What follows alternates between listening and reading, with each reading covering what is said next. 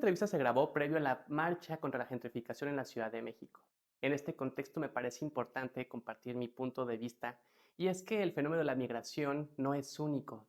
Existen diferentes tipos. Existe el que se da de manera forzada en medio de situaciones como guerra, violencia o en el que la vida misma peligra. Ese es el tipo de migración del que vamos a hablar en este episodio. Existe otro que es el que se da desde el privilegio. En cualquiera de los dos casos, ni la xenofobia ni el racismo son aceptables. Dicho lo cual, comenzamos. Hola, ¿qué tal? Bienvenidas, bienvenidos y bienvenidas a Plurales 360, el espacio a través del cual buscamos que la diversidad, equidad e inclusión dejen de ser conceptos abstractos y se integren a nuestro cotidiano. El día de hoy me encuentro en compañía, engalanado por una muy querida y admirada actriz de cine, teatro y televisión. Ella tiene una historia personal y familiar que conecta mucho con el tema que abordaremos hoy, que tiene que ver con el derecho a desplazarnos, a migrar y a ser vida en otros espacios lejos de donde nacimos, porque esto es un derecho y no un delito, como de pronto algunas narrativas nos lo han hecho ver. Y bueno, pues ya nos contará un poco más al respecto. Quiero además mencionar que me gustó mucho cuando tuve oportunidad de acercarme a ella y comentarle de esta invitación, que su respuesta fue casi inmediata. Más bien me tardé más yo en explicar el proyecto que ella en decirme que sí, lo cual habla de su sensibilidad a los temas que tienen causas con impacto social, cosa que agradezco mucho. Y bueno, pues nada, gracias por estar aquí, Sofía Alexander Katz. ¿Cómo Venga. estamos? Muchas gracias por estar acá. No, al contrario, yo creo que, o sea, esta posibilidad, este espacio de hablar de cosas que allá afuera no se hablan demasiado, ¿no?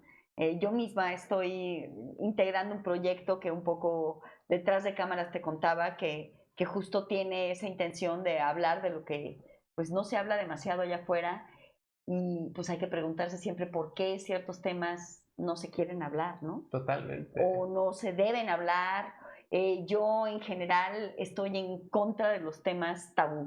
O sea, pienso que no deberían de existir. O sea, esto que dicen de no hables de religión, de fútbol, del dinero. Yo digo, no, justo sí hablemos de eso. Sí, sí, sí. Pero a la gente le choquea mucho que yo empuje por justamente poner esos temas en la mesa, porque dices, pero ¿por qué no vamos a poder hablar de algo? Me choquea mucho, Omar. Buen punto, sí. Te lo juro, que no entiendo por qué no puede, por qué uno no podría hablar de algo. O sea, es decir, sí entiendo que hay momentos Claro. Por la sensibilidad de ciertos temas, por ¿no? la sensibilidad de la persona, de ciertos temas, el contexto. Totalmente. Hay momentos en donde de pronto la gente está muy ofuscada y no hay manera, y entonces hay que dejar bajar la temperatura, pero eso no quiere decir que en un punto siempre sí se puede hablar de ello. Totalmente de acuerdo. Y yo creo que sí es necesario, porque todo lo que se revoluciona aquí adentro, digamos que lo expresamos con palabras, pero la palabra, que es cuando ya estamos hablando, ¿no? Sí, sí. La palabra es la punta del iceberg de Ujú. todo lo que ya sucedió y de todo lo que la palabra en realidad está reflejando Claro. de alguna manera la experiencia. Es decir, Sí. el momento vivido y sentido. Entonces, usas palabras para Comunicarlo. explicarlo, para comunicarlo y demás. Y también lo que sucede es que al hacer ese ejercicio en donde tú expresas con palabras y demás, lo que sucede después es que esa misma conversación te va a nutrir como experiencia Por dada, supuesto. y entonces se vuelve pues un círculo retroalimentativo Claro. que te hace, bueno, en el mejor de los casos, ser una mejor persona. Totalmente. Como Desarrollarte, crecer, ensancharte en tu capacidad intelectual y espiritual, ¿no? Totalmente de acuerdo, y creo que conecta mucho con esta idea que dice que no tienes que ser parte de la causa para defenderla, ¿no? Sí, Justo, el conocer experiencias que nos resultan ajenas, porque no son vivencias que nos atraviesan de forma directa, nos hace conectar con esas necesidades, con escuchar esos desafíos a los que la gente hace frente y se te sensibiliza, si tienes esa apertura, por y yo supuesto. voy más allá, Omar. Sí, Yo siento que esas experiencias que creemos que no nos atraviesan de forma directa, están a en todos. realidad nos atraviesan de forma directa. En Sí, realidad, cuando estás hablando de 120,000 desaparecidos, números oficiales, sí, sí, porque hay sí. muchos más, Claro, claro. cuando estás hablando de eso, sí nos atraviesa. Sí son nuestros desaparecidos. Sí somos un país que a todos los 130 millones de personas, nos faltan esas personas que no están siendo localizadas. Totalmente. O sea, y sí es un peso en la sociedad y sí es un peso o sea, en el corazón de las personas y en la psique de la gente. Y México, cuando tú te vas afuera, lo reconocen como un país en donde faltan personas. Entonces, ¿cómo eso no va a ser parte de mi historia? Por supuesto. ¿Cómo eso no va a ser parte de mi historia? Además de que, bueno, toquemos madera y así, pero podría sucedernos a Sí, todos en claro. cualquier momento. Sí, ¿no? totalmente de acuerdo. Es algo que no nos resulta, quizá no lo estamos viviendo, pero no quiere decir que no suceda en algún futuro. Sin duda. La potencialidad ahí está, Sí. ¿no? Entonces, a veces, desafortunadamente, tenemos reacciones hasta que viene a ser algo experimentado en carne propia. Sí. Pero mientras, pues esas indolencias, esas indiferencias van marcando justo pues divisiones, agravando la situación compleja que vive alguna persona. Entonces hay que estar como muy atentos, atentas y atentes a cómo estamos pensando, hablando, actuando, ¿no? Para no aplastar a nuestros hermanos, hermanas, Sí. hermanas. Sí, ¿no? creo que es bien interesante esto que diga, o sea, esto que dices de cómo estamos hablando. O sea, es decir, darnos cuenta de las palabras que usamos y en los contextos que las aplicamos, ¿no? Cuando decimos los desaparecidos, pues alguien los desapareció.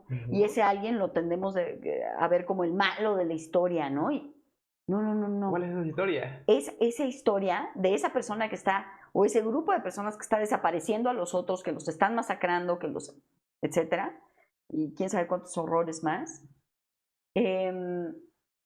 Esas personas también, en una parte de su historia, son víctimas. Y están siendo protagonistas de la fractura social que tenemos como país. Sin duda. Sí, estoy de acuerdo contigo. O sea, ellos mismos, pues, acabaron ahí por alguna razón. Hay que preguntarse por qué. sí. Y hay que hacerse cargo. Y eso también es parte de nuestra historia como mexicanas y mexicanos. Cultural, por supuesto. Sin duda. Sí, no es como que los buenos y los malos. No. Somos todos, todes, ¿no? Somos. Y es indisociable de la experiencia que tenemos al decir que somos mexicanos o mexicanas. O sea, esto nos caracteriza. Sí, totalmente. Es parte de nuestra historia como país. Híjole, qué interesante. La verdad es que se antoja como profundizar en muchas otras ideas que se desdibujan o se desdoblan a partir de esto que comentas, porque entra justicia restaurativa, métodos diferentes de intervenir a la persona que hace un agravio, ¿no? Porque sí, pero creo que tiene todo lo que ver con el porqué de por qué estamos tú y yo aquí hoy. Sí, totalmente. ¿no? O sea, está completamente ligado. Estoy de acuerdo. Sí. Estoy de acuerdo. Oye, pues para dar un poquito de contexto también de por qué es que estamos, o por qué decidiste decir sí a esta conversación en la que se habla sobre migración, sobre xenofobia, y yo sé que tienes un pasado familiar que puede conectar un poco con este tema. Hubo un evento muy particular que fue la Segunda Guerra Mundial, y bueno, no sé si quieres compartir un poquito al respecto, y cómo es la historia familiar te impacta hoy a ti como persona y crees que México sigue siendo un lugar de refugio. Ok, quién sabe. No, tal vez no como en 1940. Sí. O tal vez no cuando estuvieron huyendo nuestras hermanas y hermanos latinoamericanos de las dictaduras chilenas, uruguayas, argentinas. Claro. Y demás. Pues sí, tal vez, y que tuvimos la suerte de que vinieran a nuestro país y que creciera nuestra cultura, tal vez ese era un país de refugio distinto al de 1940, el de los 70s, ¿no? Sí, sí. Pero definitivamente ya no somos ninguno de esos dos hoy día. Creo que pareciera o se sintiera en el ambiente que somos mucho menos amables y mucho menos receptivos a las personas que hoy día están necesitando refugio en nuestro país, ya sea para estar, para quedarse aquí o como usarlo como país de paso, ¿no? Claro. Pareciera, todo pinta que por los datos y por pues, las investigaciones que se han hecho y por las manifestaciones mismas que nos han compartido las personas migrantes. Pareciera que su experiencia en el cruce por México en algunos casos es difícil, en otras traumática y en otras fatídica, ¿no? Totalmente. Que no digo que haya buenas historias, Sí. pero bueno, es evidente, y si tú te vas a los centros de refugiados, están completamente desbordados, y cuando lugares de refugio se desbordan, esto quiere decir que hay falta de alimento, falta de algo tan esencial como el agua, camas para acostarte, para descansar tu mente, para tratarte bien, para cobijarte, para tratarte psicológicamente, etcétera, ¿no? O sea, creo que sí, no es el mismo México. Me regreso a mi historia. Sí, compártenos un poco. Bueno, mi abuela, yo vengo de una familia por parte paterna que es judía alemana, y por la parte materna franceses, no judíos. Muy bien. Entre católicos y protestantes y ateos. Un ecléctico. Ecléctico del lado de mi madre. Sí. Y de pronto muy, sí, y del lado de mi padre definido hacia el judaísmo.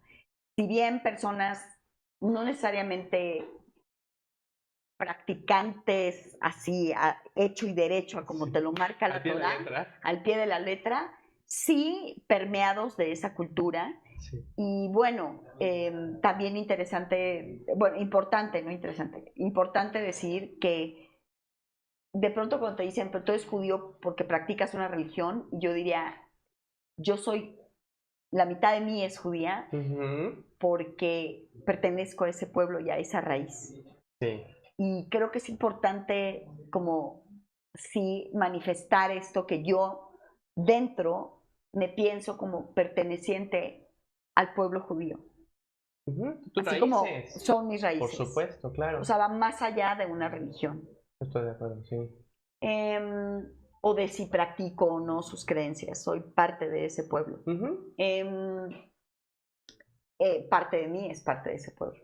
Entonces, en la Segunda Guerra Mundial, mi abuela, Brígida, Brigitte, o como se pronuncia en alemán, porque dije una versión un poco afrancesada, pero ella está en los Alpes, de pronto, ella está de vacaciones, en algo que le queda muy cerca, porque si no se oye muy pomposo, en realidad no, pues todo está muy chiquito, muy cercano, y está esquiando, que es lo que hacían en eso. Una práctica usual. Pues sí, o sea, es decir, no es nada estrafalario. Aquí, para nosotros los mexicanos, irte a esquiar, no sé qué, pues bueno, sí requieren muchos recursos, ¿no? No, en realidad ahí, bueno, pues hay nieve, ¿verdad? Y entonces, ella está en los Alpes suizos esquiando. Sí. Junto con su pareja. Y le llega un telegrama de parte de su papá, que viven en Berlín, aunque mi abuela es de Stuttgart, o ahí nació, pero ya su familia estaba ubicada en Berlín, y mi abuela estaba haciendo estudios de Derecho. Sí. Una mujer haciendo estudios de Derecho en 1937-38 es algo bastante peculiar. Revolucionario, ¿no? En Alemania, sí. Me parece que sí. Sí, ¿no? claro. O sea, no creo que hubiera muchas. Pero bueno, ella estaba en esas, y lo que sucede es que recibe un telegrama ahí en los Alpes suizos donde está esquiando, y le dicen no regreses. Ya nada más el contexto de que, imagínate que tú y yo estamos aquí, Omar. Sí. Recibimos una notificación en nuestro celular. Ni llegues. No vuelvas a tu casa. Pero no vuelvas a tu casa nunca jamás. Nunca jamás. Ahorita que está en Colombia trabajando, ¿no? Sí, claro. Que me hubiera llegado un mensaje donde me dijeran, ya no puedes regresar a tu país. ¿Qué pasó? ¿Sí? ¿Cómo? Es dejarlo todo. O sea, es dejarlo todo y es salvar tu... O sea, no puedes, porque en este lugar están matando a los que tienen las características que nosotros tenemos. Un desplazamiento forzado, tal cual. Tal cual. Mis abuelos, mis bisabuelos, logran huir, y los países que están dando refugio son Estados Unidos, México y Reino Unido. Entonces, gran parte de mi familia lo que les queda más cerca es irse a Reino Unido y Francia, todavía en esa parte. Y mi abuela decide irse a Francia. Entonces, toda mi familia se va a Inglaterra. Y entonces, hoy por hoy, debido a eso, yo no tenía familia en Inglaterra, pero debido a que gran parte de mi familia se va a Inglaterra, desde 1940 yo tengo casi en cada ciudad de Inglaterra tengo familia. Órale. O sea, es impresionante. Se reprodujeron bien. Todo bien, todo bien. Muy bien, muy bien. Y tengo muchísima familia allá. Ay, qué padre. Y luego, exacto. Sí. La diversificación Cool. es bonita, cabrón. Sí, por supuesto. Bueno, sí, y luego mi abuela entonces se va a Francia. Sí. Francia, desgraciadamente, llega a la ocupación nazi. Y Francia claudica a los nazis. Ok. Una parte de Francia. No toda, pero una parte de Francia. Mi abuela, ya, esto es contado en varios años, mi abuela está en Francia y para ese momento mi bisabuelo, o sea, su papá, ya está trabajando en Francia. Le dan trabajo en Francia, entonces él va y trabaja en Francia como ingeniero. Ok. Mi abuela ya no está con su novio suizo y ahora ya no está estudiando leyes, sino ella decide que su gran pasión es la actuación y todo lo que tenga que ver con las artes escénicas. Y se convierte en actriz en Francia, en donde intenta hacer una vida. Todo esto, a ver, en un momento traumático. Por supuesto. Obviamente no puede estudiar leyes, no puede continuar con sus estudios de leyes. Sí, se había interrumpido todo. Todo. Entonces, pero digamos que acude a su otro llamado, que también le apasiona tremendamente, que es las artes escénicas. Y entonces, ahí, bueno, en el lugar en donde trabajaba mi bisabuelo, conoce a su marido. Tienen a un bebé que es mi papá. Mi abuelo lo llaman a las Fuerzas Armadas y entonces se tiene que ir, judío. Sí. A cumplir ciertas, pues como hombres tienen que cumplir ciertas tareas y encargos en la guerra. Y pues estamos en guerra. Sí, sí, sí. Mi papá nace en 1940 en Francia. Cuando llega la ocupación francesa, lo que sucede es que se va acotando el espacio de seguridad que tienen los judíos que están en Francia. Ok. Se reduce su zona de refugio, por así decirlo. Totalmente, y su zona de seguridad. ¿Y qué es lo que sucede ahí? Que mi abuela, de pronto, lo único que se le ocurre hacer con su hijo, mi papá, es tocar la puerta a un convento católico para que cuiden a su hijo, mientras ella está viviendo en la calle, al lado, en la calle. ¿Qué cosa? No. Porque el lugar en donde vivía tuvo que huir porque ya hay ocupación nazi. Y estas pues ya pasaron por Alemania, entonces ya se la sabe. Sí, sí, por supuesto. Y entonces literal vive al lado del convento en la calle para poder ver a su hijo todos los días, amamantarlo. Y bueno, parece ser que las mujeres que estaban ahí, las monjas, le daban pues algo de comer una vez al día para que ella pudiera subsistir. Lo que hace mi abuela es enviarle un telegrama, visto que la iban a atrapar y que pues tiene un hijo ahora y la iban a masacrar junto con su hijo. O sea que esto no iba a poder durar mucho o que iba a perder a su hijo y seguramente el niño se hubiera quedado en el convento y pues, lo hubieran adoptado ahí. Sí, sí. Y yo no hubiera nacido, ni toda mi historia, ni México se hubiera contado, ni hubiera sido parte de nuestra historia. Sí, te entiendo totalmente. Lo que sucede es que mi abuela le escribió un telegrama esperando a que llegue, porque pues una nunca sabe, y menos en esas épocas de guerra. Demasiada zozobra en medio de todo eso. A un primo que ya tenía a un primo en grado tercero. O sea, era su primo tío en realidad. Y como que era porque una prima de la mamá de mi abuela era prima segunda o prima. Una familia política, pero un tanto lejana. Alejada de, digamos, de la mamá de este primo. Sí, sí. Este primo se va a Estados Unidos en los años 20. y empieza investigaciones científicas muy importantes, muy revolucionarias, pero este primo era muy cercano a mi abuela y era como su primo mayor Sí. y tocaban juntos el violín cuando estaban en Berlín, antes de que él se fuera a Estados Unidos. Sí. Él, bueno, sus investigaciones fueron muy cuestionadas y demás, pero digamos que gran parte de lo que este señor ha puesto a la humanidad nos sigue rigiendo como la teoría de la relatividad. Entonces, Albert Einstein recibe este telegrama. ¿Cómo crees? ¿Qué tal? El tío Einstein recibe este telegrama y rápidamente le escribe a el gobierno estadounidense y al gobierno mexicano para decir que tiene una prima y que por favor le permitan que suba de alguna manera los consulados y las embajadas allá en Francia le faciliten el proceso para que ella se suba al último barco que cruzó el Atlántico antes de que la guerra ya no permitiera a ningún barco cruzar el Atlántico, porque la guerra se estaba poniendo en un punto muy álgido, porque estoy hablando de 1941. Claro. Entonces estamos en medio del momento, total. Del desastre total. Las gestiones que hace el tío Albert, el tío Beto, el Birdie, logran, y tenemos las cartas. ¡Qué padrísimo! Tenemos las cartas. ¡Qué maravilla! Logran hacer que mi abuela se suba a ese barco con mi papá y con su esposo. Wow. No, era un movimiento milimétrico. Milimétrico. No, que no saliera bien por cualquier variable que era bien fácil de mover, cambiaba el rumbo de la historia. Así es.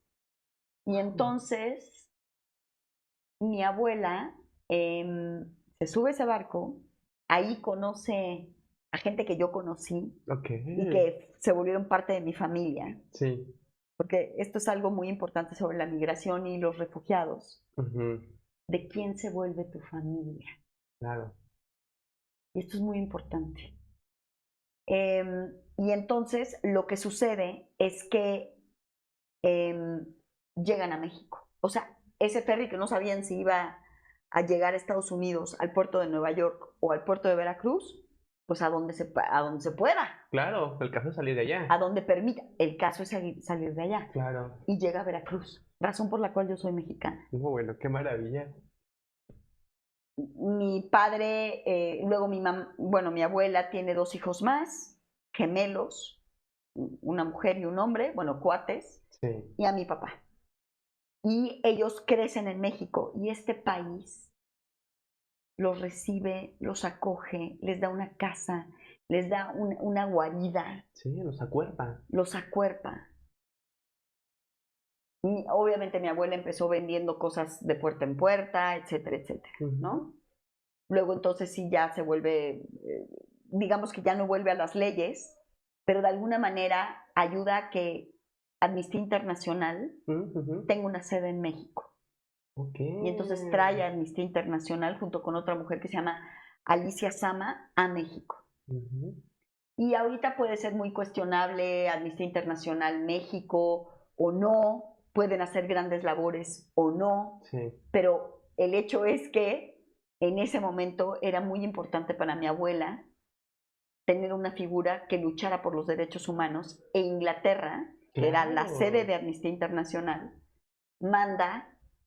dice, bueno, pues si tú quieres que estemos allá, pues tú nómbrate la persona que va a ser la representante de Amnistía Internacional allá, porque pues nosotros no tenemos a nadie ahí. Y así fue como empezó Amnistía Internacional aquí, junto con Alicia Sama.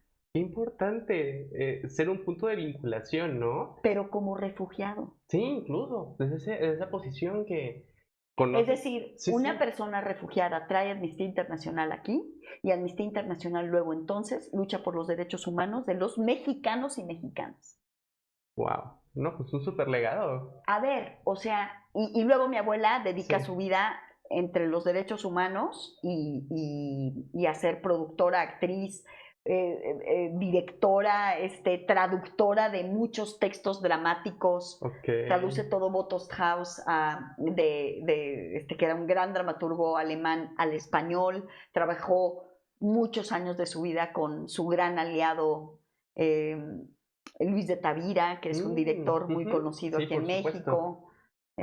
Y bueno, una mente completamente brillante, jesuita en su origen, y una persona con la que yo empecé mis primeros años de incursionarme en el arte de la actuación, ¿no? Wow, oye, Sí. qué historia tan nutrida, o sea, tenía detalles, pero no me imaginaba todo esto que... Pues todo eso, entonces, sí, esas son las historias que se entrelazan entre seres humanos que vienen de distintos lados y que gracias a ciertos botones, como tú dices, que se aprietan, de pronto se salvan vidas. Haces toda la diferencia. Haces toda la diferencia. Es importante no ser indiferente y que yo, tomar acción. Sin duda, o sea, yo creo que tú nunca sabes y es así como hay que vivir. O sea, tú nunca sabes si la persona que tienes al lado te va a salvar la vida. En un camión, cuando vienes en el transporte público, tú nunca sabes si la persona que está al lado tuyo te va a salvar la vida o te va a dar la oportunidad de salvarle la vida a ella. Así es. Tú nunca sabes si un encuentro te va a cambiar el rumbo de tu historia y va a florecer en algo que va a ser súper fructífero para muchas personas. O sea, hay que estar abiertos. Ahora, claro, esta apertura de pronto puede meterte en hoyos negros. Nada es positivo solamente en la vida. Así es. Tiene su dualidad, como todo y todo. Tiene su dualidad, ¿no? Solamente hay que estar muy atentas y atentos. Atentas y atentos a lo que sentimos y a cómo lo sentimos, es decir, conectados. Pero en general, el tener la apertura de pronto voltear a ver a la persona que tienes al lado en tu recorrido, de pronto te puede abrir puertas. Sí, porque conectas. Porque conectas. Sentiste la presencia. Y te digo una cosa, Omar, aquí estamos muy poco tiempo.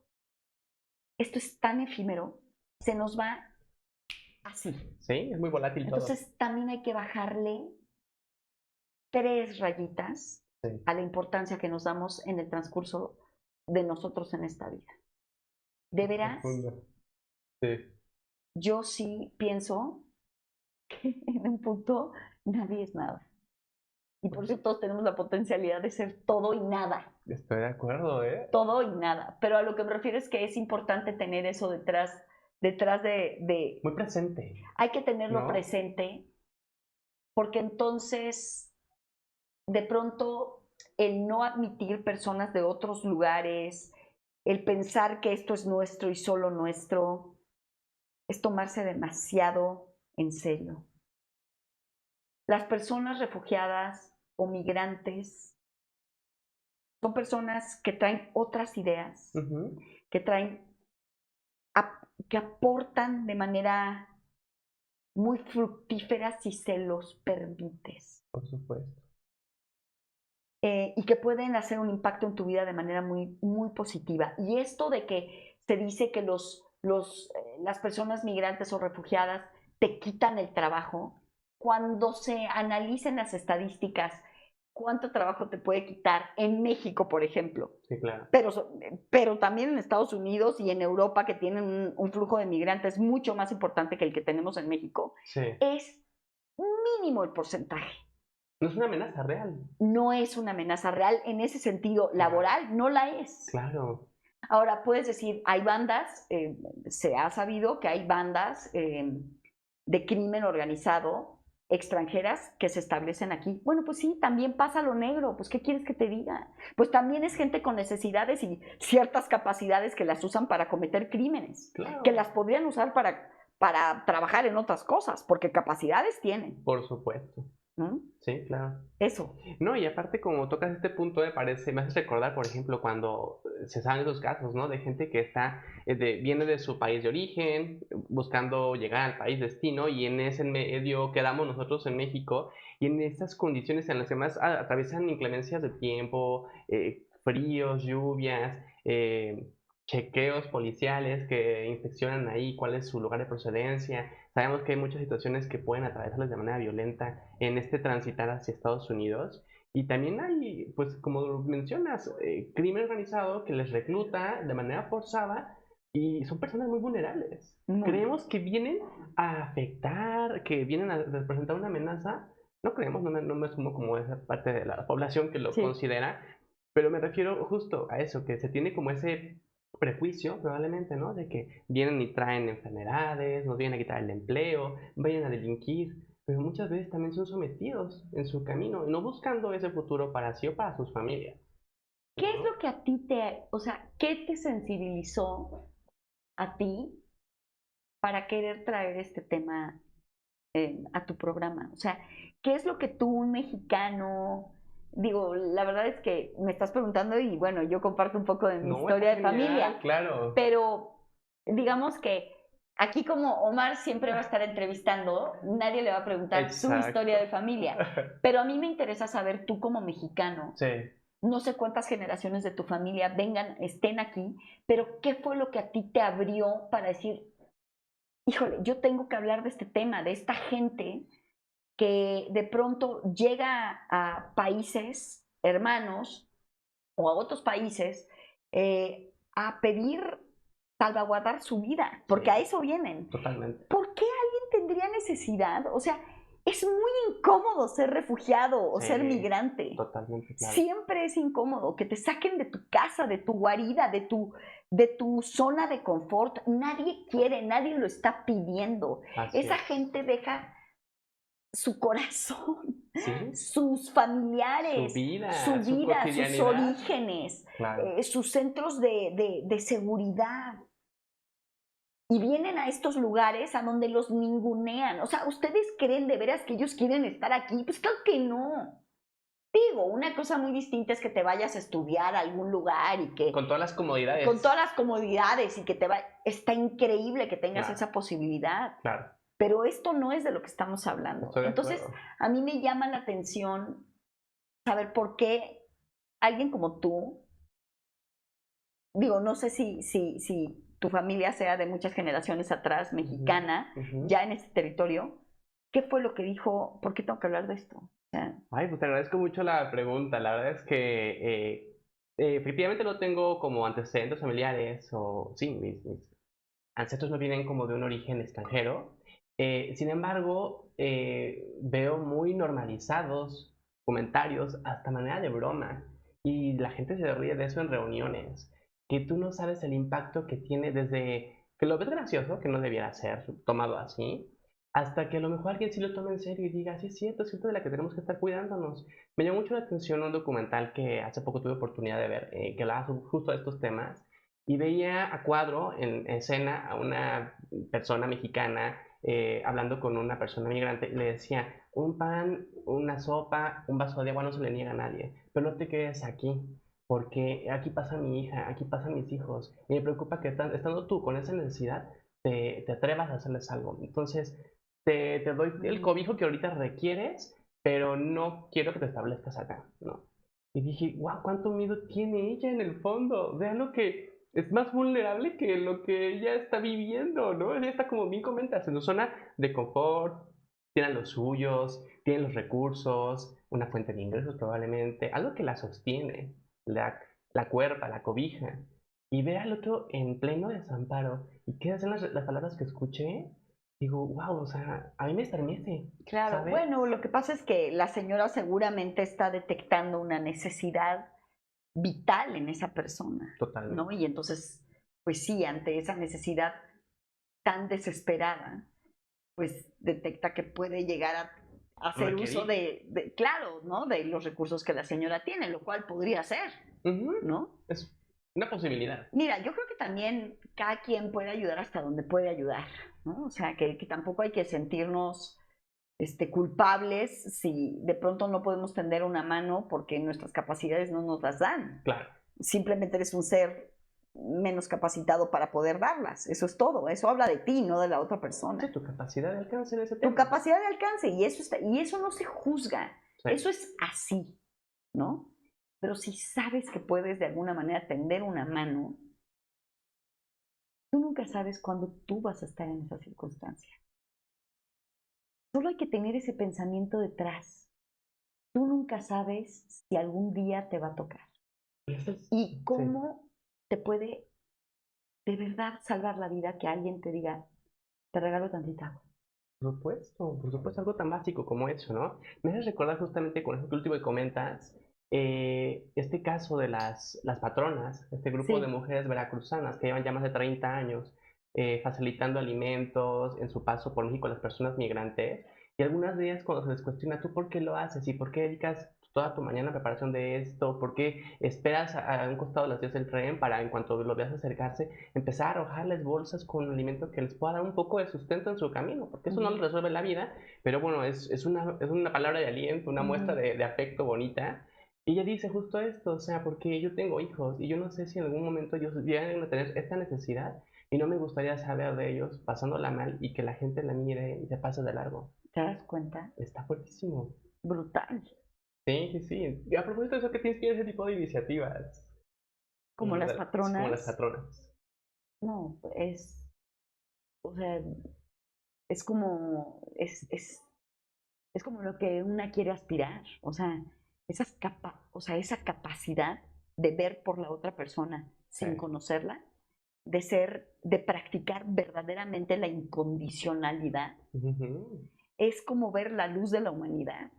Esas mujeres, o sea, si tú estás en un lugar oscuro y necesitas ver tantita luz, necesitas voltear a ver a esas personas y decir, güey, la humanidad existe, Sí, o sea, la humanidad en la gente existe, ¿no? totalmente. O sea, Sí. el ser, ¿qué quiere decir, no? Cuando decimos tienes que ser más humano, en realidad ya no sé si estoy tan de acuerdo con ese término, porque pareciera que el ser más humano es decir que te alejas del salvajismo animal, Ok. como si nosotros mismos no fuéramos animales, Ujú, ¿no? ujú. Pero que sí lo somos animales racionales, pero en realidad de pronto yo últimamente he escuchado a más gente decir que prefieren estar con sus perros y sus gatos, Ah, sí. es decir, animales domesticados, Sí, ¿no? sí, sí. Que convivir con seres humanos, lo cual me parece, pues entonces, ¿qué estamos haciendo mal? Que no podemos convivir con nuestra propia especie, ¿no? ¿En qué monstruos nos hemos convertido? ¿Qué inseguridades estamos, o sea, qué inseguridades tenemos todos y hemos Sí. provocado en vez de vivir en espacios que, no sé, que cada vez más los seres humanos los consideramos como con Conectemos. más seguridad y más afables y más Ujú. amables. Al contrario, pareciera que estamos generando espacios más crueles y de más desconfianza. La desconfianza es terrible.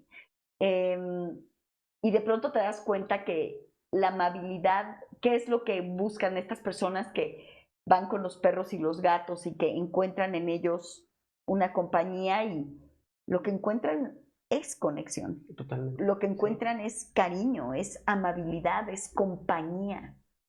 Y dime Ujú. quién está buscando otra cosa. En realidad, todos estamos buscando ser aceptados, ser queridos, ser queridas. Eso es lo que todos estamos aceptando. Digo, aceptando, Buscando, buscando. queriendo, que conectas con esa Sí, experiencia, ¿no? sí. En realidad eso es lo que nos une a todos. Dime una sola persona, bueno, al menos hay alguien que ya esté muy enferma. Sí, sí. Enferma quiero decir, sí, uso la palabra, o sea, que tenga una enfermedad, Psicopatía o una psicopatía, sociopatía. exactamente, Ujú. que esté desconectada, Sí, sí, ¿no? claro. Pero en general las personas que tienen un equilibrio básico a nivel psiquiátrico, psicológico, me parece que todos estamos buscando la misma cosa, que es ser aceptados, ser queridos, ser bienvenidos. Vivir lo más plenos posible, Así ¿no? es, pero con el otro, Sí, por con la otra supuesto. persona. O algo pega tanto la ley del hielo, que es el negar que te estoy notando y pues la resientes, porque dices tú, no, es que mi vida está en función de cómo interactúo con las Así personas. es, No soy un ser aislado que pueda vivir en un espacio que nadie atraviesa por ahí, o sea, sí, ¿qué sentido tiene una vida así? sí. ¿No? Mira, mis dos padres ya murieron. Ujú. Y bueno, pues evidentemente ha sido uno de los golpes que me han sacudido más en la vida. Sí. Y no importa la edad que tengan tus padres cuando mueren, no importa si tienen 40, 50 o 90, Nunca es aceptable esta situación, ¿no? te pega igual. Claro. Porque esas personas que te trajeron a esta fiesta de la vida se van y te dejan en la fiesta sin que ellos ya estén Sin en tu esa base, misma fiesta, ¿no? tus pilares. Exacto, entonces, Claro. pues evidentemente implica una desestructura, un extraviamiento de tu identidad. Ujú. O por lo menos en mi experiencia eso fue lo que pasé, pero yo me di cuenta cómo murieron mis dos papás. Mueres sin nada, mueres desnudo. O sea, Ujú. no es que mis padres estuvieran desnudos cuando Claro, murieron, pero a claro. lo que me refiero es que murieron en el caso de mis padres, desgraciadamente, en una batita de hospital, Ujú. en ambos casos, y sin nada más, Claro. pero con nosotros ahí. Y creo que eso es muy importante. Uy, Creo sí. que si logras eso en la vida, entonces triunfaste. Trascender con ese cobijo. Trascender con ese cobijo. Y no necesariamente de tus padres, de tus Sí. hijos, de Tu familia con quien sea, elegida. tu familia elegida. Y ahí volvemos Sí. a, por ejemplo, mi familia aquí, pues Ujú. como fue familia de refugiados, se formó, Tu propia familia. se formó su propia familia de otras familias que también eran refugiadas, pero también de familias mexicanas que quisieron de pronto, pues, formar parte aportar su propia historia y armar una historia conjunta con la de mi familia, Ujú, ¿no? ujú. Y de pronto creo que ahí es en donde dices, tenemos muy poca imaginación de pronto cuando hablamos de qué relación tenemos con las otras personas, ¿no? O sea, de pronto si no es tu tío, tu prima, tu hermana, tu amante, tu amiga, tu mejor amiga, tu mejor amigo, tu primo tercero, si no entra dentro de esto, si no hay manera de nombrarlo, Sí. entonces es como si no es. Sí. Cuando No es nada tuyo. como que no es y entonces no es, Sí. ¿no? Cuando en realidad todas las relaciones humanas que se generan todo el tiempo, día a día, en realidad no tienen nombre. O sea, ¿cómo sería tú y yo? O sea, ¿cómo le pondrías? Tú y yo estamos Sí. teniendo una relación aquí, Totalmente, claro. pero no tiene nombre, No hay un Omar. parentesco, por decirlo así, No ¿no? tenemos parentesco, Claro. no tenemos la suerte aún de ser amigos porque Así nos es. acabamos de conocer, Totalmente de no acuerdo. estamos laborando juntos. Sí. ¿Qué somos? No hay nombre y sin embargo estamos conectando. Una conexión, Y exactamente. eso es a lo que me refiero, que tenemos muy poca imaginación de de las diferentes redes que se pueden tejer Ujú. y de las diferentes formas en que se pueden tejer esas redes entre las personas. Habla de la disposición, la necesidad de tener una disposición, una apertura. Sí. Y no decir, bueno, si no te conozco, como dices, o sea, incluso mirar, hacer contacto visual con la gente con la que cruzamos la acera. Sí. No sabemos, Es que como es un dices. trabajo. Así es. O sea, sí cuesta trabajo. Sí. Sí cuesta trabajo, sí cuesta trabajo levantarte y sacar, vestirte y venir a decirle hola a la gente. Claro que es un trabajo, Sí. pero es un trabajo que vale la pena y que en la mayoría de los casos puede llegar a ser muy satisfactorio. Sí, deja mucho.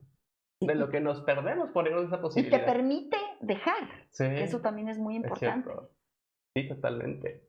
Oye, pues me gustaría también que revisáramos esta parte. Actualmente Estados Unidos está reforzando sus políticas migratorias, algo antimigrantes, con campañas que distribuyen a través de redes sociales, televisión, con mensajes muy claros como ni lo intentes, ¿no? Y bueno, de alguna manera desarrollando una narrativa que criminaliza a las personas que se atreven a llegar a su territorio, ¿no? ¿Qué opinión te merece esto? ¿Y qué consecuencias emocionales crees que deja en las personas migrantes escuchar esta historia de cómo se les mira? Es que yo te juro que lo principal es que que cuando veas a una persona que viene de otro lugar o una persona que es distinta a ti, Ujú. cuestiónate si tal vez algún día tú vas a estar en ese lugar. Nunca sabes. Así es. Y en un país con los niveles de inseguridad que tenemos, tú nunca sabes cuándo te vas a tener que ir. Esperemos que no, pero no seamos ingenuas, ingenuos. No, con eso es mucho, O claro. sea, creo que hay que ponerse en el lugar de la otra persona y no cuesta tanto. solamente darse el tiempo pequeñito en tu día de que cuando ves a esa persona pensar, imagínate que yo estuviera así, del país de origen de donde viene, imagínate que yo me encontrara así en las calles de Venezuela hoy. Ujú. Y cómo agradecería que alguien me tendiera una mano, una sonrisa, un abrazo, un peso, un pan, agua, Claro. un cobijo, un teléfono, un contacto. Con eso, híjole, dejas mucho sobre la mesa. Espero que pues la gente que hace favor de conectarse también pues lo pueda aprovechar, digerir y hacer lo suyo, ¿no? Porque esto es como para poner en práctica, no es para inspirar, no es para motivar, es para decir, bueno, ¿qué me llevo de todo esto y cómo lo pongo en práctica, lo llevo a la acción? Que eso es lo que hace que haga una diferencia, Y justamente. finalmente, todos somos iguales. Ujú. Que no se nos olvide eso, se nos olvida muy seguido. Todo Sí. el tiempo, cada día, cada minuto, se nos olvida y todo el tiempo nos estamos diferenciando si estamos aquí o aquí. No, señoras y señores, la realidad es que todos estamos aquí Más y allá de cualquier etiqueta, somos personas. todos estamos igual. Claro. Lo que tienes o no tienes, mira, lo que tienes ahorita se le va a quedar, si bien te va, a las personas que más amas. Ujú. Y ya no es tuyo. Sí. No nos tomemos demasiado en serio. Bueno, pues qué profunda reflexión. Muchas gracias, Sofi. La verdad es que creo que sumas mucho a la conversación. Qué bueno que decidiste decir sí, te lo agradezco bastante. No, al Y contrario, está bien chido que tengas estos espacios para hablar de estas cosas. gracias por tu disposición, por conectar y compartir. Sí, y te ves Oye, bien chido, te ay, te ves lo bien agradezco chido en mucho. este. Aparte, te voy a bautizar como mi madrina, porque No, de ¿cómo las crees? personas a las que les platiqué de este proyecto, tú fuiste la primera a la que la dije, y la primera que sin pensarlo me dijo sí. Sí, oye, pero bueno, claro que puedo ser tu madrina, pero ya tuviste o sea, dos programas antes. Sí, pero digamos, la primera persona Que dijo que que dijo sí. que sí, fuiste tú. Órale, qué O sea, chido. el primer voto de confianza vino de ti. Qué Así que chido, qué chido. eso ya nos conecta de maneras más Sí, sí, adicionales, exacto. ¿no? Oye, no, pues No. larga vida a Muchas Plurales gracias. 360, que está bien chido el título de tu podcast. Muchas gracias, qué linda. Muchas gracias. No, y gracias a ustedes por estar con nosotros y conectar. Sí, muchísimas gracias. Oye, no me quiero ir sin concluir que, bueno, además sé que recientemente estuviste de manteles largos por tu cumpleaños. Sí. Pasado 20, entonces tiene unos poquitos días de eso. 20 de mayo. Exacto, y pues hablando de vida, de celebración de vida, me gustaría también que tuviéramos oportunidad de aquí hacerte un pequeño detalle, un pequeño gestito No. de celebración. ¡No! Así que te agradezco. Muchísimas gracias. Mira, ¡Qué un pequeño detalle para... ¡Ay, se nos acabó la Oye, velita! Pero no, porque tenemos ¿cómo se dice? El ventilador, pero no, Tienes toda la razón. belleza, Bueno, qué belleza. ¿a qué pensó? No, fue como la comuna que ¿quieres volver a aprender? Pues no sé si, a ver, hacemos ahí una pausa con el airecito que tenemos aquí enfrente, ¿se podrá? Sí, sí se puede, mira, así. Porque me parece que estaría bien bonito intencionar esta velita por algo que pueda, pues no sé, lo que nos quede de tu corazón y que Oye, pueda... pues una luz, ¿no? Sí, justo. Exacto, una luz, una luz. Bueno, pues hablando de migrantes y refugiados, vamos a pensar en ellos. Ujú.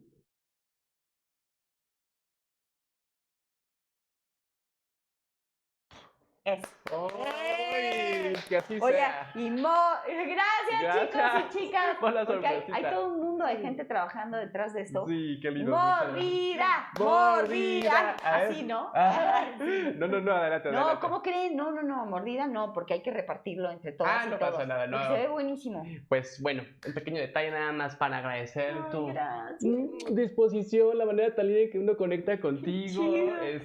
y lo mucho que nutre tu conversación a esta reflexión tan necesaria y siempre vigente. Porque esto no es de hace años, no es de algo que está gestándose, está todo el tiempo. Hay 500,000 personas pasando cada año, según las cifras de México Sin Fronteras, pasando por México y atravesando estas condiciones con un sueño de llegar a Estados Unidos y mejorar su calidad de vida, ¿no? Entonces... Y justo porque dices que no es nada nuevo, ya, por favor, seamos mejor personas, ya, se nos va a Exacto. acabar la vida y no lo vamos a lograr. Seamos ya mejor generación humana. Un paso adelante en eso. Exacto. ¿No? Pues Chido. muchísimas gracias Sofi, nuevamente. Y Gracias bueno, a ti, Omar. al contrario, encantado. Pues muchas gracias y les esperamos por aquí en el siguiente episodio de Plurales 360. Hasta entonces. ¡Véngase a comer pastel!